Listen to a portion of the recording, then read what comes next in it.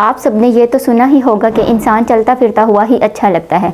और इंसान चलता फिरता हुआ कब अच्छा लगता है? जब उसकी मूवमेंट प्रॉपर हो। लेकिन मूवमेंट का दुश्मन है पेन। हमारी बॉडी में पेन दो तरह का है, केमिकल और दूसरा मैकेनिकल। आज हम बात करेंगे मूवमेंट रिलेटेड पेन के बारे में। जो पेन हमारी मूवमेंट से रिलेटेड होता है उसे हम कहते हैं मैकेनिकल पेन। और इस पेन को ट्रीट करने के लिए एक स्पेशलाइज्ड ब्रांच बनाई गई है जिसे हम नाम देते हैं फिजियोथेरेपी का। आज इस वीडियो में हम बात करने वाले हैं what is physiotherapy, who is physiotherapist and when to consult a physiotherapist और when we need a physiotherapy. Hello, I am doctor Wajiha, doctor of physical therapist.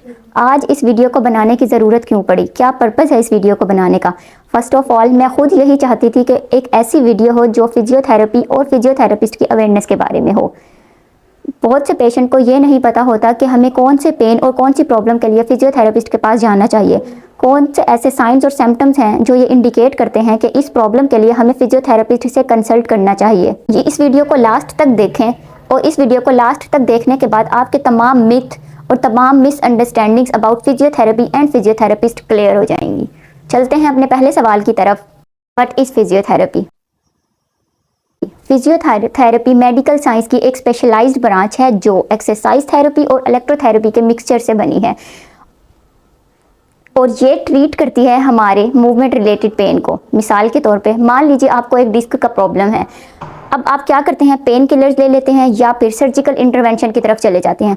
Pain killer लेने से क्या होगा, जो आपका पेन है वो तो ट्रीट हो जाएगा थोड़े टाइम के लिए, लेकिन जो मेन काज है जो कि डिस्क से रिलेटेड है वो आपका ट्रीट नहीं होगा।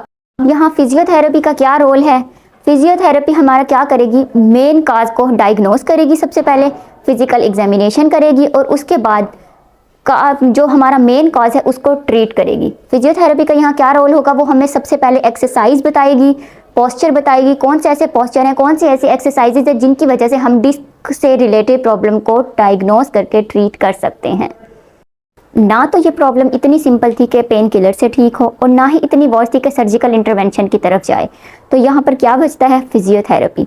सिर्फ एक वाहिद फिजियोथेरेपी है जो एक्सरसाइज थेरेपी और इलेक्ट्रोथेरेपी के कम्बिनेशन से यहाँ ट्रीटमेंट करती है और इस कंडीशन पे आके हमें फिजियोथेरेपिस्ट से कंसल्ट करना चाहिए।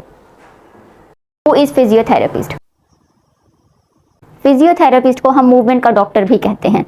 सबसे पहले फिजियोथेरेपिस्ट हमारी प्रॉब्लम को डायग्नोस करता है और फिर उसका ट्रीटमेंट करता है, लेकिन वो सिर्फ यहीं पर ही स्टक नहीं होता और इसके अलावा वो ये श्योर करता है कि वो प्रॉब्लम आपको दोबारा ना हो, जिसके लिए वो आपको होम प्लान देता है, ट्रीटमेंट प्लान, जिसमें एक्सरसाइज, स्ट्रेचिंग, स्ट्रेंथनिंग शामिल होती हैं। क्योंकि हमारी बहुत सी प्रॉब्लम ऐसी हैं जिनका काज कुछ और होता है और पेन कहीं और आता है। लाइक मसल वीकनेस एक काज है, लेकिन इसका जो प्रॉब्लम है वो पेन में आता है। तो फिजियोथेरेपिस्ट ये इंश्योर करता है कि वो आपका मेन काज ट्रीट करे, ना कि सिम्टम का। अब ये सिर्फ स्पोर्ट पर्सन के लिए ही ज़रूरी नहीं है जो हमें स्ट्रेंथनिंग और स्ट्रेचिंग एक्सरसाइज रिकमेंड करते हैं, बल्कि एक नॉर्मल पर्सन के लिए भी फिजियोथेरेपी उतनी ही नीड रखती है जितनी एक स्पोर्ट पर्सन के लिए। एग्जाम्पल के तौर पे मैं आप लोगों से एक केस शेयर करती हूँ। एक पेशेंट था जिस बैक पेन का, जिसने MRI और एक्सरे दोनों करवाया था, लेकिन वो पेन से परेशान था। अब पेन किलर्स खा के उसने सिम्टम्स यानी पेन का तो थोड़े टाइम के लिए ट्रीटमेंट करवा लिया, लेकिन उसका जो मेन काज था जो कि मसल वीकनेस था वो ट्रीट नहीं हुआ। अब वो मेन काज मसल वीकनेस ट्रीट ना होने की वजह से उसको बार बार पेन आ रहा था। तो अब जब वो हमारे पास आया, फिजियोथेरेपिस्ट ने उसकी फिजिकल एग्जामिनेशन की, कंप्लीट हिस्ट्री ली और कंप्लीट हिस्ट्री करने के बाद जो उसका मेन काज था जो कि मसल वीकनेस था उसको डायग्नोस किया और उसको ट्रीट किया। उसके बाद उसको प्रॉपर ट्रीटमेंट मिली और फिर उसका जो पेन था वो ख़त्म हुआ। थेरेपी की ज़रूरत हमें प्राइमरी पेन को ठीक करने के लिए तो होती ही होती है, लेकिन आफ्टर सर्जरी अगर किसी को कोई फ्रैक्चर हो गया, प्लास्टर चढ़ता है उसके ऊपर, उसको उतारने के बाद हमें फंक्शनल मूवमेंट को रीस्टोर करने के लिए भी फिजियोथेरेपी की ज़रूरत पड़ती है। तीसरा सवाल है when we need a physiotherapy या when we consult a physiotherapist. तो जो हमारी मूवमेंट रिलेटेड प्रॉब्लम्स आती हैं या हमारी डेली एक्टिविटीज़ और फंक्शनल एक्टिविटीज़ को करते हुए हमारी मसल्स और जॉइंट में जो प्रॉब्लम्स आती हैं, उसके लिए हमारी फिजियोथेरेपी हमारी बेसिक और प्राइमरी नीड होनी चाहिए। जो इसका रिजल्ट होता है वो क्या होगा, इसका रिजल्ट ये होगा कि जो हमारी फिजियोथेरेपी है वो हमारे मेन काज को ट्रीट करेगी, ना कि होने वाले सिम्टम्स को। एज ए सेकेंडरी ट्रीटमेंट, जिसे हम रिहेबिलिटेशन भी कहते हैं।